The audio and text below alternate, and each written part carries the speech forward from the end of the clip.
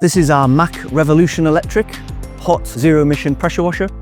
It's our compact alternative and it's perfect for shorter, infrequent washing tasks, used in a variety of different applications such as car dealerships, MOT centres, vehicle washing. Let's take a look inside. So we've got a 170 litre hot water tank with 24 kilowatts of heating power with two 12 kilowatt heating elements. Pump and motor, which gives 10 to 15 litres per minute water flow at 150 to 200 bar of pressure. This machine can fit an internal retractable hose reel to keep your high pressure hose inside and away from damage. It also has a simple and easy to use internal thermostat. Now let's look at the control panel.